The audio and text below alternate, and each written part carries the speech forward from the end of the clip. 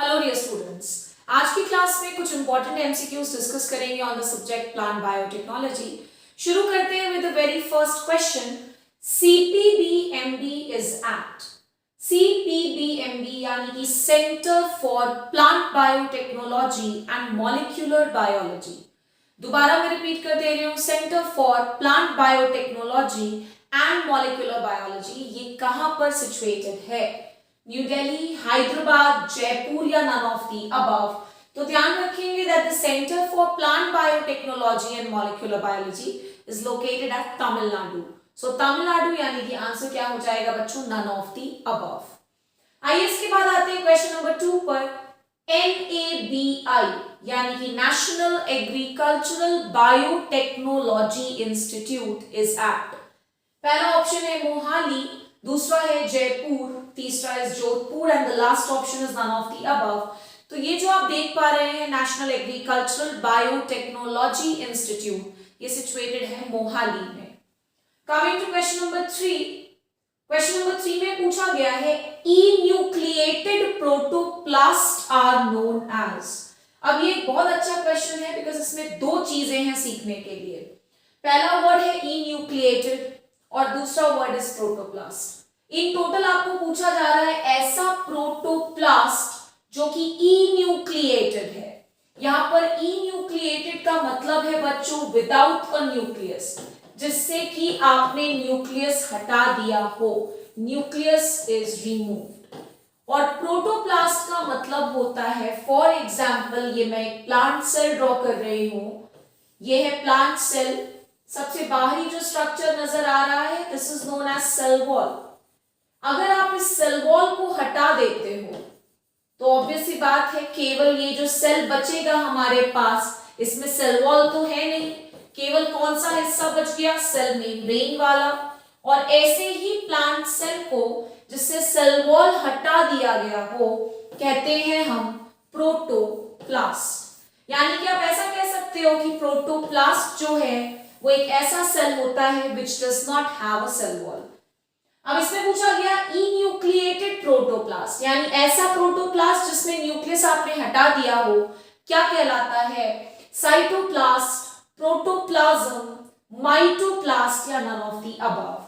तो एक इन्यूक्लिएटेड प्रोटोप्लास्ट को हम कहते हैं साइटोप्लास्ट। ध्यान रखेंगे, प्रोटोप्लास्ट यानी सेल वॉल एब्सेंट है, ध्यान रखिएगा सेल वॉल इज एब्सेंट। तो इस तरह के प्लांट सेल को we call it as protoplast. यहां पर इन्यूक्लिएटेड प्रोटोप्लास्ट पूछा था, इसीलिए आंसर विल बी साइटोप्लास्ट। और आपको बता दें कि इस तरह के इन्यूक्लिएटेड प्रोटोप्लास्ट साइब्रिड बनाने में यूज किए जाते हैं। साइब्रिड जिन्हें हम साइटोप्लाज्मिक हाइब्रिड्स भी कहते हैं।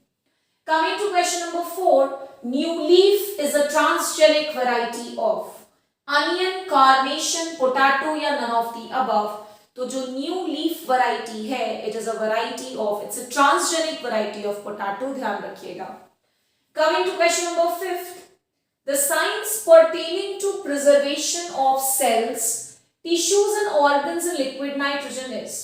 इसमें उस साइंस का नाम पूछा जा रहा है या फिर उस ब्रांच ऑफ साइंस का नाम पूछा जा रहा है जिसमें सेल्स, टिश्यूज और ऑर्गन्स को लिक्विड नाइट्रोजन में प्रिजर्व किया जाता है अंडर वेरी लो टेम्परेचर्स। और वो टेम्परेचर की वैल्यू भी कई सारे एग्जाम्स में पूछा जाता है and it is around -196 degree Celsius. वो प्रोसेस होता है क्रायो प्रिजर्वेशन, बट यहाँ पर उस ब्रांच ऑफ साइंस का नाम पूछा गया है। तो ऑप्शंस में था विट्रिफिकेशन, थाविंग, क्रायोबायोलॉजी या नन ऑफ द अबव। तो बच्चों ध्यान रखेंगे that the answer is going to be cryobiology. Coming to question number 5, cryo का मतलब ही होता है बहुत लो टेम्परेचर्स पर। Coming to question number 5, oncogenes in Ti plasmid are. Oncogene मतलब कोई ऐसा gene which is cancerous in nature, जो कैंसर कॉजिंग जीन्स होते हैं उन्हें हम ऑन्कोजीन्स भी कहते हैं। टीआई प्लाज्मिड जो कि एग्रोबैक्टीरियम ट्यूमिफेसियन से लिया जाता है, इसमें कुछ कैंसर कॉजिंग या ऑन्कोजीन्स प्रेजेंट होते हैं और उन ऑन्कोजीन्स के नाम को पूछा गया है। Oncogenes in the Ti plasmid are, जैसा कि आप सभी बच्चे शायद जानते होंगे कि टीआई प्लाज्मिड काफी कॉमनली यूज्ड वेक्टर माना जाता है प्लांट जेनेटिक इंजीनियरिंग में। इसमें पाए जाने वाले ऑन्कोजीन्स का नाम पूछा गया है IAAM, IAAH, IPT या ऑल ऑफ द अबव, बहुत ही इंपॉर्टेंट सवाल, कई सारे स्टैंडर्ड पेपर्स में क्वेश्चन ऑलरेडी देखने को मिला है।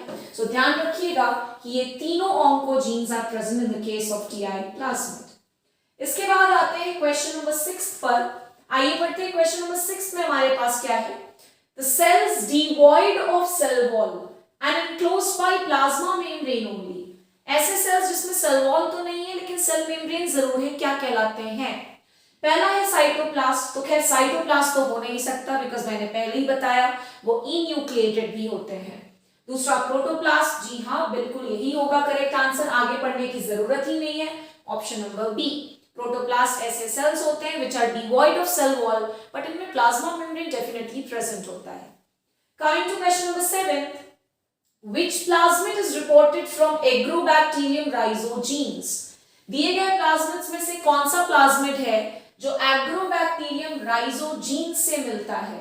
और ये जो एग्रोबैक्टीरियम राइजोजीन है इससे एक डिजीज होता है जिसका नाम नोट डाउन कर लोगे, हेयरी रूट डिजीज। कौन सी डिजीज होती है? तो हेयरी रूट डिजीज। ध्यान रखेंगे कि एग्रोबैक्टीरियम राइजोजीन से जो प्लाज्मिड हमने एक्सट्रैक्ट किया है या फिर जो प्लाज्मिड पाया जाता है दैट इज आरआई प्लाज्मिड, और टीआई प्लाज्मिड मिलता है हमें एग्रोबैक्टीरियम ट्यूमीफेशियन से। एग्रोबैक्टीरियम ट्यूमीफेशियन से टीआई प्लाज्मिड और एग्रोबैक्टीरियम राइजोजीन से मिलता है आरआई प्लाज्मिड। आइए इसके बाद आते हैं क्वेश्चन नंबर 8 पर। Freedom is a transgenic variety resistant to viruses. इस पर्टिकुलर क्वेश्चन में एक वैरायटी का नाम दिया गया है फ्रीडम और ये भी बताया गया है कि ये जो वैरायटी है ये वायरसेस से रेजिस्टेंट है। आगे क्वेश्चन में पूछा जा रहा है बताइए फ्रीडम नाम की ये ट्रांसजेनिक वैरायटी जो कि वायरसेस से रेजिस्टेंट है किस पर्टिकुलर क्रॉप की वैरायटी है? Option number A is soybean, rice, summer squash या ऑल ऑफ द अबव। तो आपको बता दूं that the correct answer will be summer squash. Freedom is a transgenic variety of summer squash. साथ ही साथ ये जो वैरायटी है it is also resistant to viruses. Coming to question number 9, Bt cotton was commercialised in India in which year? BT cotton को commercial cultivation करने के लिए परमिशन भारत में कब मिला? हमारे भारत में कब मिला परमिशन बीटी कॉटन के कमर्शियलाइजेशन के बारे में? या फिर आप ऐसा कह लें कि बीटी कॉटन को हमारे इंडिया में कब कमर्शियलाइज किया गया, किस ईयर में? 2000, 2002, 2003, ऑल ऑफ द अबव। बहुत ही इंपॉर्टेंट क्वेश्चन है। तो आपको बता दूं कि हमारे इंडिया में बीटी कॉटन का कमर्शियलाइजेशन हुआ in the year 2002। This is a very important question, ध्यान रखिएगा, नोट डाउन कर लीजिए अपने नोट्स में और याद भी कर लीजिए। Question number 10 in the last question of today's session, glyphosate resistant transgenic variety of cotton is? इनमें से कौन सी कॉटन की ऐसी वैरायटी है जो ग्लाइफोसेट नाम के हर्बिसाइड से रेजिस्टेंट बनाई गई और ये ट्रांसजेनिक वैरायटी है कॉटन की, ध्यान रखिएगा। सबसे पहला है बॉल गार्ड, दूसरा है राउंड अप रेडी, तीसरा है liberty link and the last option is all of the above. तो बच्चों इसका करेक्ट आंसर है राउंड अप रेडी। इसका नाम राउंड अप रेडी इसीलिए रखा गया बिकॉज ग्लाइफोसेट का trade name is round up और हमने कॉटन की एक ऐसी ट्रांसजेनिक वैरायटी बनाई थी जो किस हर्बिसाइड से रेजिस्टेंट था? तो ग्लाइफोसेट से, इसलिए नाम क्या पड़ गया? Roundup Ready. I hope आप सभी के लिए ये एमसीक्यू सेशन काफी इंफॉर्मेटिव और नॉलेजेबल रहा होगा। नेक्स्ट क्लास में मिलेंगे with few new important MCQs. Till then पढ़ते रहिए। Thank you so much.